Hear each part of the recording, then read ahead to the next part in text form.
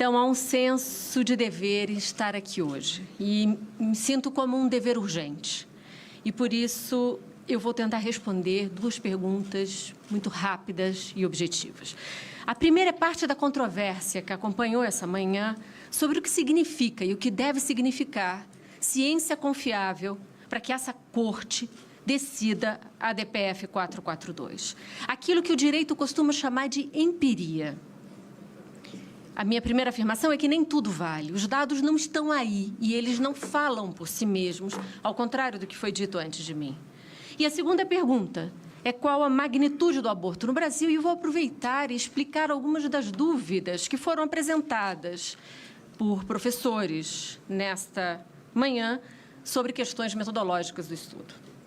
Então, não basta se apresentar aqui como cientista ou mesmo ter um título de doutorado para ser confiável a um debate sobre algo da tamanha importância que é a criminalização do aborto no Brasil. Há regras do jogo que devem ser respeitados antes de se solucionar uma controvérsia constitucional como essa. Ainda mais se nós queremos fazer um giro de um direito amparado em evidências. Precisamos fazer uma pergunta de quem produziu essas evidências, aonde elas foram disseminadas e como elas foram coletadas. Isso nós chamamos em ciência como evidências confiáveis.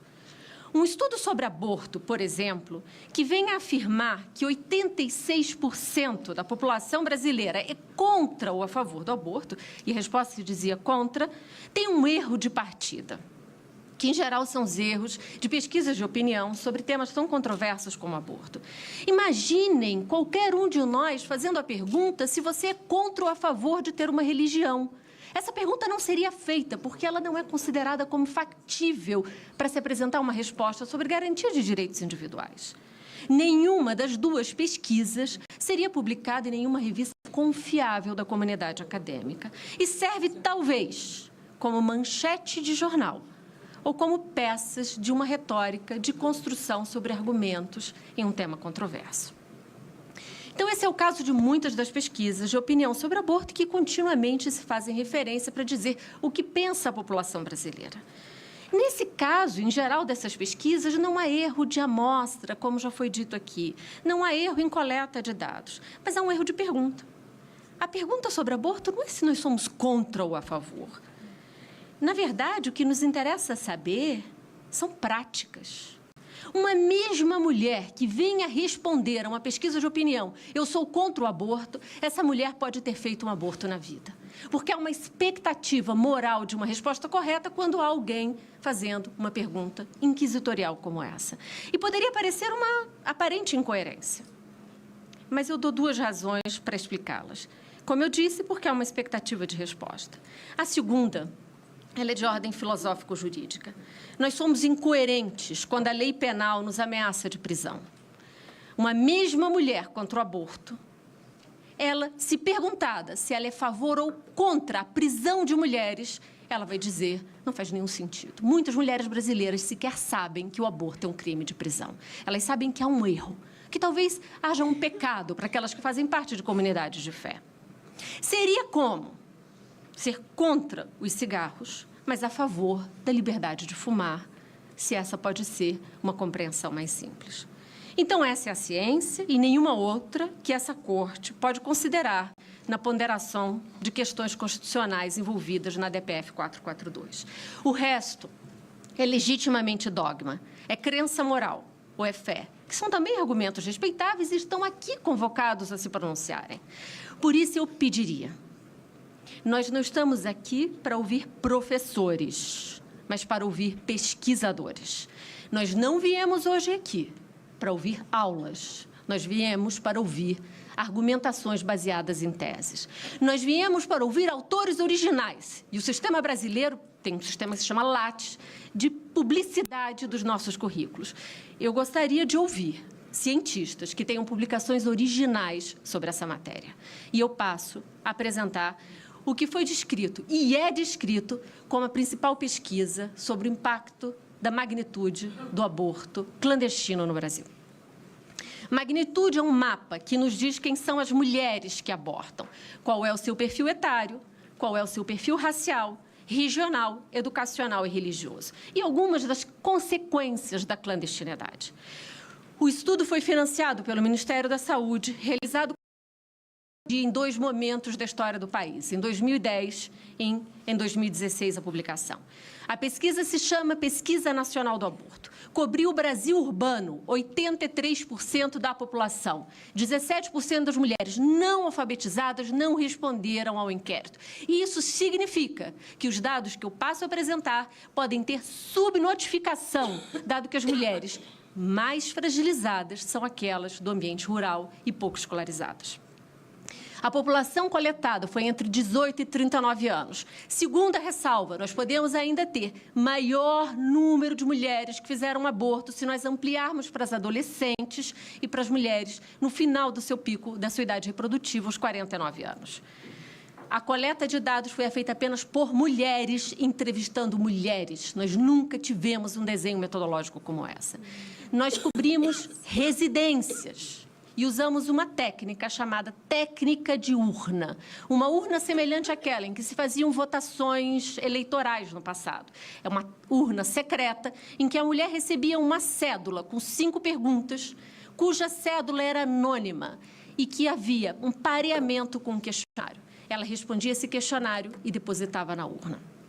A primeira pergunta, se ela já tinha feito um aborto. Aqui é uma diferença sociológica de curso de introdução à sociologia.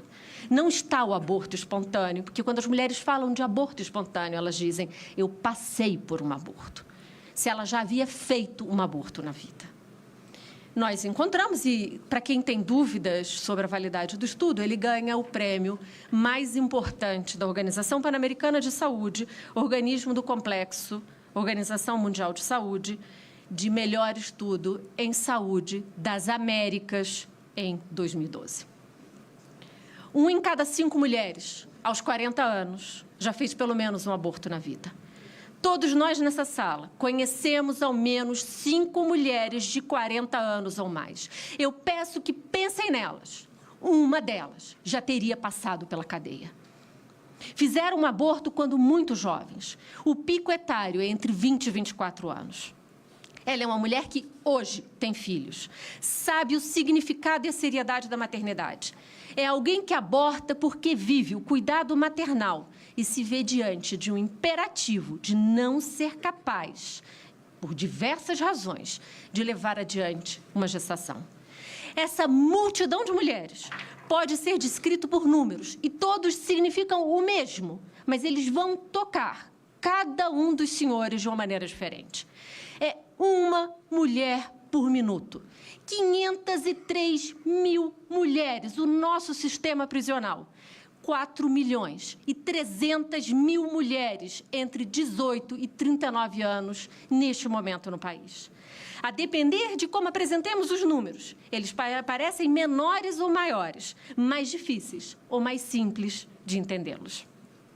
O mais importante é pensar nessa mulher.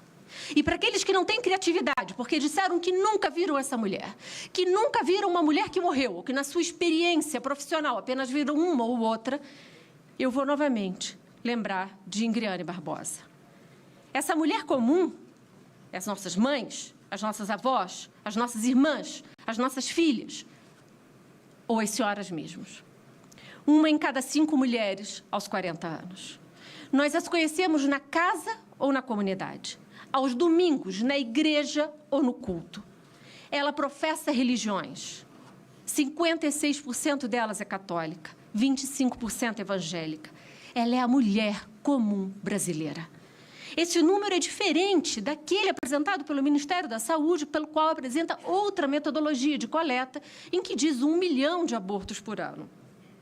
Aqui já foi explicado como é feito o cálculo do Ministério da Saúde, que é baseado em número de curetagens aplicado um fator de correção. Eu não vou me deter nesse dado. Eu quero lembrar Ingriane Barbosa. Ela foi a mais recente que nós vimos o rosto. Ela é uma jovem mulher negra, trabalhadora doméstica do interior do Rio de Janeiro. Ela morreu com um talo de mamona no útero. É mãe de 3 filhos e, ao que se sabe, já tinha feito um aborto. Se assim foi, se essa história é verdadeira, nós perdemos, como Estado, uma oportunidade de prevenir o segundo aborto e, certamente, de ter Ingriane viva. É na rota crítica de cuidados a uma mulher que faz aborto que podemos e devemos apresentar medidas de prevenção. Investigamos se ela sofre violência. Por que o método que ela faz uso falhou? O que pode ser feito para melhor protegê-la à saúde? É a criminalização do aborto, que matou Ingriane e deixou seus filhos órfãos. Se todas as mulheres que fizeram aborto estivessem na prisão hoje, ou já tivessem passado por ela, nós teríamos um contingente de 4.700.000 mulheres, pelo menos 5 vezes o sistema prisional, já o quarto do mundo. Então, me parece que a pergunta é por que tão pouca razoabilidade nessa conversa? Porque aborto não é matéria de prisão, mas é de cuidado, de proteção e prevenção. Há algo de intrigante ao falar de prisão e saúde em aborto. A abstração dos números esconde que, apesar de o aborto ser um evento comum à vida das mulheres, há uma distribuição desigual do risco com a maior concentração entre as mulheres mais jovens, mais pobres, nortiças e nordestinas, negras e indígenas. Novamente, aí está Ingriane, e eu faço questão de pedir que lembrem, para aqueles que nunca viram o racismo como parte da criminalização do aborto, que nunca viram o racismo como uma das causas de morte, morbidade materna, que guardem a foto de Ingriane, recolham um talho de mamona e façam um porta-retrato na sua casa. Porque, a partir daí, nunca mais vão esquecer.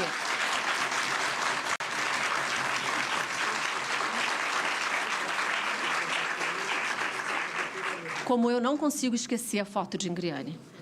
Não são as mulheres dessa sala de audiências as que correm o risco de morte ou de prisão.